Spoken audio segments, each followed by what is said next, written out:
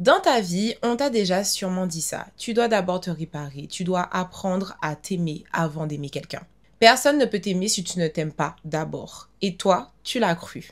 Alors tu as commencé à cocher des cases, à guérir, à lire, à faire le boulot sur toi. Mais au fond, il y a toujours cette question qui reste. Et si je n'étais jamais assez guérie pour mériter quelqu'un?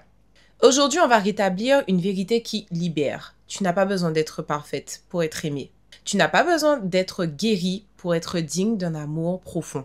Ce n'est pas parce que tu es encore en chemin que personne ne peut marcher à tes côtés. Jingle.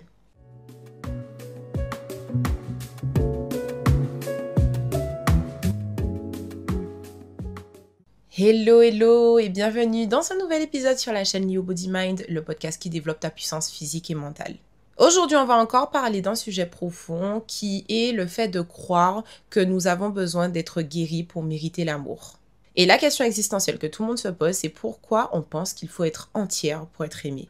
On ne nous l'a pas dit comme tel, mais on l'a appris très tôt. Il faut être facile à vivre, sans faire trop de vagues, pas intense, pas un chantier, pas compliqué.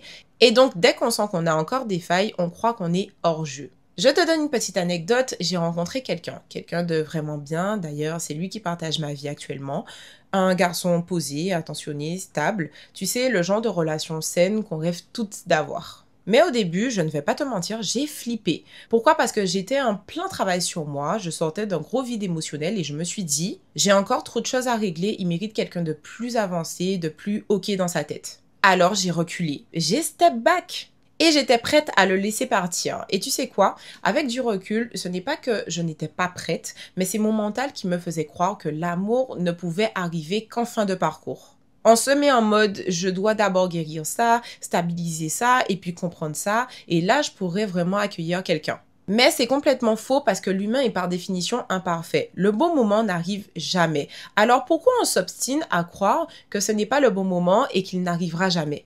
Ce n'est pas ta douleur qui bloque l'amour, mais c'est la croyance de cette douleur qui te rend moins aimable. L'amour ne vient pas lorsque tu es prête, il vient lorsque tu es ouverte. Et je tiens à le préciser, selon les croyances de chacun, en tout cas, je parle pour ma part, il y a le temps de Dieu, l'univers, et il y a le temps des hommes. Et ces deux espaces-temps ne fonctionnent pas de la même façon. Lorsque le temps de l'homme te dit tu ne sembles pas être prête pour vivre telle ou telle chose, le temps de l'univers, Dieu, lui, te dit qu'il est temps que tu expérimentes cette situation à ce moment précis. Et parfois, l'ouverture naît au milieu du chaos et pas à la fin. Tu n'as pas à devenir la version 2.0 de toi-même pour mériter une vraie relation. Tu as juste besoin d'être présente à qui tu es maintenant, même si c'est flou, même si c'est fragile, même si c'est bancal. Combien d'opportunités tu comptes laisser encore passer car tu crois qu'on ne t'aimera pas en morceaux?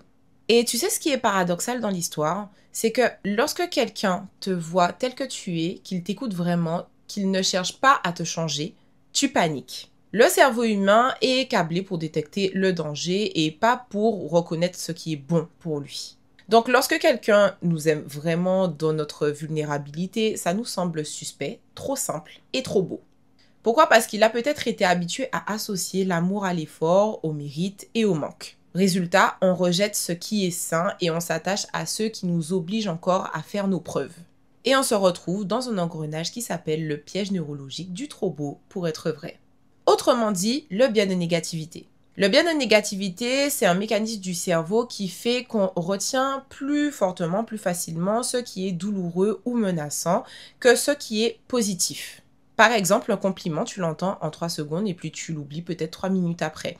Une critique, tu peux y penser pendant 3 jours. Ce n'est pas parce que tu es négative, mais c'est parce que ton cerveau est programmé pour te protéger et non pour te rendre heureuse. Donc, il capte en priorité ce qui pourrait mal tourner, ce qui te fait mal et ce qui ressemble à un danger. Et à l'inverse, il minimise ce qui est sain, calme et doux. Résultat, lorsque quelqu'un t'aime bien, qu'il est stable et qu'il ne joue pas, ton cerveau cherche où est l'arnaque. Parce qu'il n'est pas habitué à ça. Une étude sur le biais de négativité vient confirmer que tu finis par te méfier de ce qui est bon pour toi et à courir après ce qui te détruit petit à petit, mais que tu comprends parce que tu y es habitué. Et c'est là qu'on rentre dans une affaire de dualité entre l'amour sain et l'amour que tu connais. Lorsque l'amour est sain, il ne te demande rien d'autre que d'être présente et d'être là. Mais si tu as toujours associé l'amour au mérite, à la performance ou à la douleur, cet amour-là ne te semble pas réel. Du coup, tu crois que c'est de la faiblesse ou que ça va t'échapper. Et au final, pour éviter ça, tu fais quoi? Tu mets de la distance, tu te fais toute petite, tu poses des questions pièges, en gros, tu sabotes la relation. As-tu déjà ghosté quelqu'un simplement parce qu'il te traitait trop bien? Pas de drama, pas de confusion, juste de la présence, de la douceur et de la constance. Et tu sais quoi? Je pense qu'au fond, on a tous déjà vécu cette situation au moins une fois dans notre vie. Moi aussi, je n'étais pas prête à être vue comme ça. Je n'avais pas de stratégie activée, pas de rôle à jouer. Et ça m'a mise face à moi-même. Mais au final, j'ai envie de te poser une question très personnelle. Et si ce que tu appelles je dois encore guérir, c'était juste une peur d'être aimé sans devoir te justifier? Et si ton besoin de travailler sur toi cachait surtout une peur que ça fonctionne vraiment? Parce que lorsque ça fonctionne, tu n'as plus d'excuses, tu dois y aller. Tout ça pour te dire qu'on ne guérit pas pour être aimé, on aime et on est aimé pendant qu'on guérit. C'est différent. On nous a vendu l'idée fausse selon laquelle quelqu'un viendra lorsqu'on sera bien dans notre peau. Que lorsqu'on aura fini tout le travail sur nous, on pourra attirer une belle relation. Mais tu sais quoi, la vérité c'est qu'on ne finit jamais ce travail. On ne devient jamais parfaitement prête. Et ce qu'on doit faire, c'est apprivoiser nos blessures et avancer avec elles. Et c'est complètement suffisant. Il faut que tu choisisses la bonne personne pour aimer tes morceaux, même s'ils ne sont pas complètement fixés. Le but est de devenir complètement consciente de ses décisions et de sa trajectoire. Tu ne pourras pas contrôler toutes tes réactions, tous tes schémas, toutes tes insécurités, mais tu peux les reconnaître, les nommer et ne plus te perdre à l'intérieur. Et ça, c'est déjà une grosse victoire. Mais du coup, je te repose la question d'une autre manière. Comptes-tu encore laisser ta vulnérabilité te priver d'une vraie relation?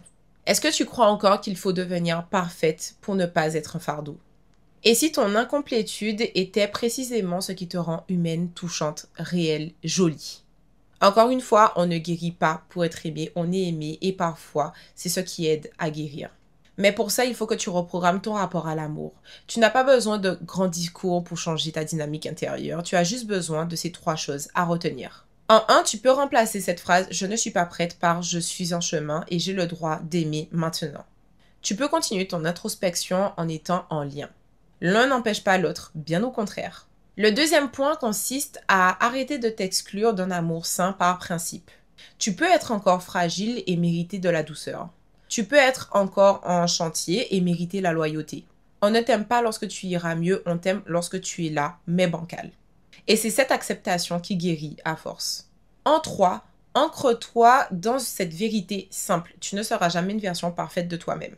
C'est comme un jeu vidéo, plus tu augmentes ton niveau, plus tu as des challenges qui correspondent à ce niveau de difficulté. Donc on ne finit jamais d'apprendre. Mais tu peux être une version vraie aujourd'hui. Et l'amour le plus puissant, c'est celui qui t'aime dans le présent et non dans l'éventuel. Et voilà, on arrive à la fin de cet épisode. On t'a menti, tu n'as pas besoin d'être guéri pour mériter l'amour. Tu n'as pas besoin d'attendre. Tu n'as pas besoin de prouver. Tu n'as pas besoin d'être parfaite. Tu es déjà assez, tu es déjà prête, tu n'es pas parfaite, pas finie, mais vraie et aimable maintenant. Si cet épisode t'a plu, n'hésite pas à le partager à quelqu'un qui en a besoin et s'il a résonné en toi, je te propose de me laisser en commentaire l'emoji qui te correspond le plus après avoir écouté cet épisode. D'ici là, fais-toi un grand câlin, prends soin de toi et on se dit à la prochaine dans un prochain épisode. Ciao ciao!